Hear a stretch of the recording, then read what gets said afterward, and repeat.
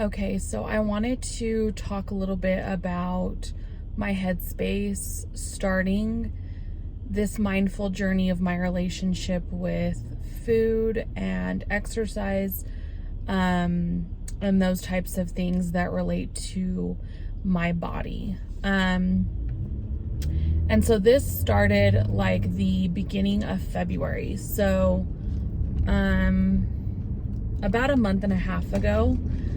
And I've been knowing that just based on the type of person I am and how I learn and how things stick with me, that when it came to nutrition and exercising,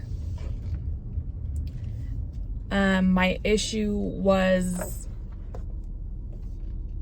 my thoughts, and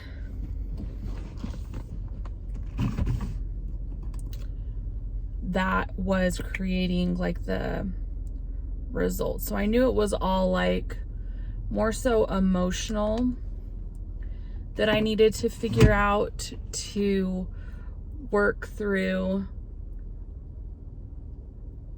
my pattern in history when it comes to food and exercise. And with that, I've kind of just been open and looking for ways to work through that, accepting that with this specific thing, I can't do it alone, and that's fine, and just noticing the tools that are available and which ones resonate with me and using them. And so I have a friend that I've met through social media, and she just started her own coaching business as a nutrition coach. And I had seen her advertising about it on Instagram, and so anyways, I had tapped in, and with the pricing and everything like that, I was like, that's something that I could make work. And so also just kind of knowing the content and things that she shared, beyond her just being a friend, like the information she gives and her style of going about coaching on nutrition resonates with me, and I relate to it. And so I felt like that would be a good move. And so that's what I did.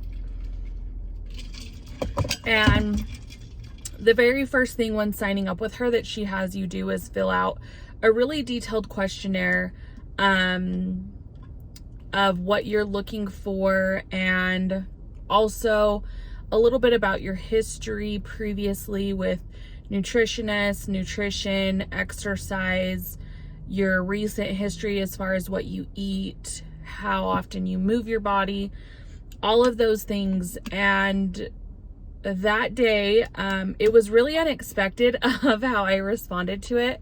First off, filling out the questionnaire, and things such as, what have you eaten today? Like, logging the things you've eaten the last 3 days. And then exercise, like what days have you worked out this week? How often do you work out? Just from those questions alone, it set off a realization of how much I am consuming. Not only what I'm consuming, but the volume of how much I consume. That was a realization. And then adding on top of that, like no physical activity, that was another realization of a lot of times I get in this like dramatic loop with my thoughts of myself of like, I feel like I don't eat as bad as other people that I see.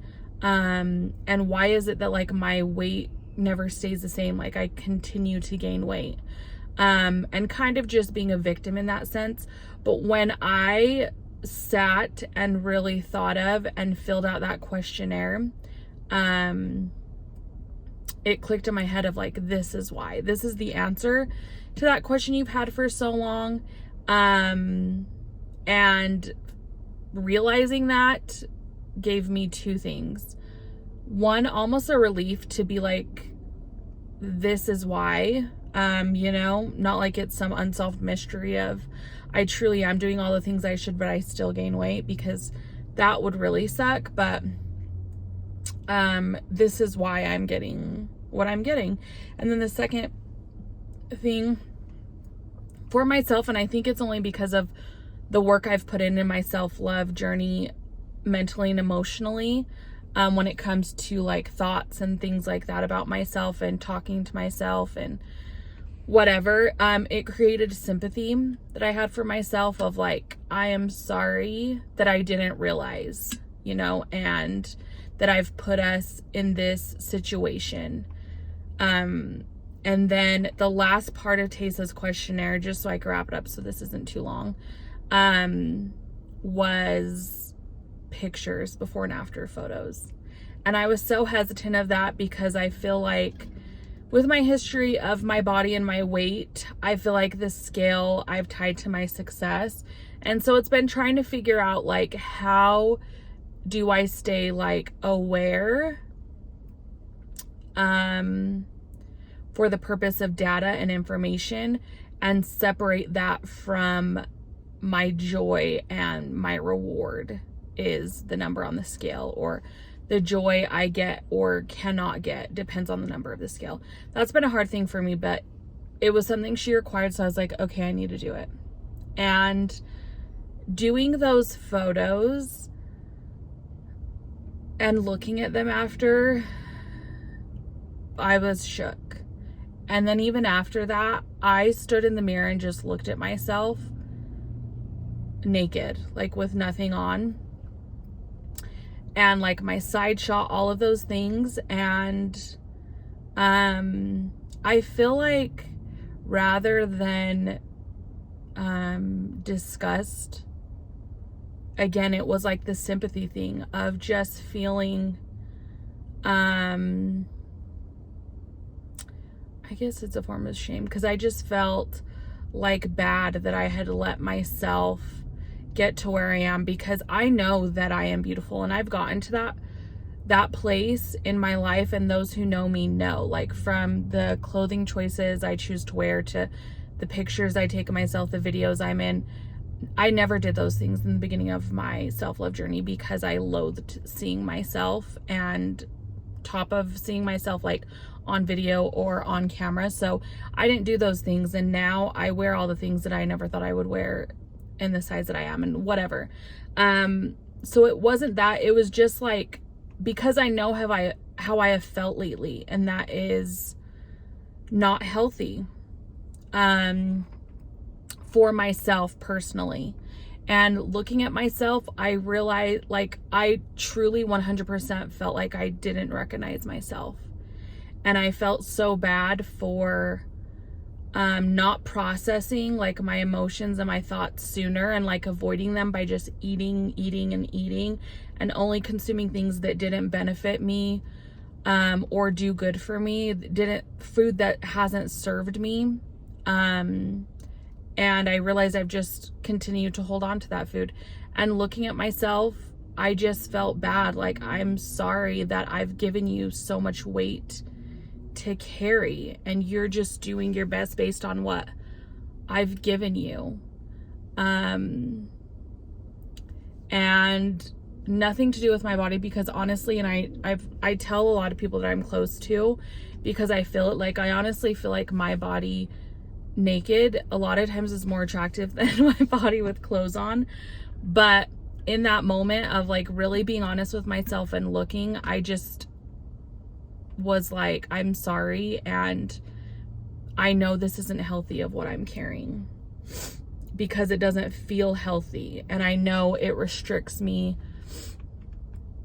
of going and doing and serving the way that I'm meant to do and want to do. And so coming from that place, I feel has helped me the last month and a half to have the journey that I've had thus far, versus because it stemmed, my sympathy, I honestly feel has been stemmed from love of wanting to do what's best for my body, that ride or dies for me every day. It does the best that it can with what I give it, with what I serve it. And it holds me down every single day, versus feeling disgusting and trying to work out and eat to feel more worthy. I haven't even gotten into the working out part in the last month and a half. It's solely been my food, and it's been in just noticing how food makes me feel, eliminating the stuff that doesn't serve me or sit well with my body that makes me feel bad after. So that's kind of been what it's been like. But I've realized I didn't video what my mindset was like in the beginning. And I think in the moment I thought of filming at that time, but I knew I would get emotional and cry just because of how heavy all the emotions are. So instead I shared that info with Muka, and I cried about it that evening, and also with Taysa, my nutrition coach.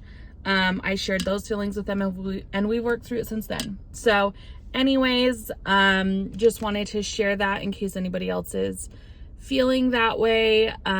You're not alone, and it can get better. You can choose to make it better.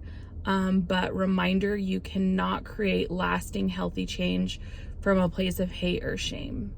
Lasting and healthy change has to always start from a place of love. So that's all.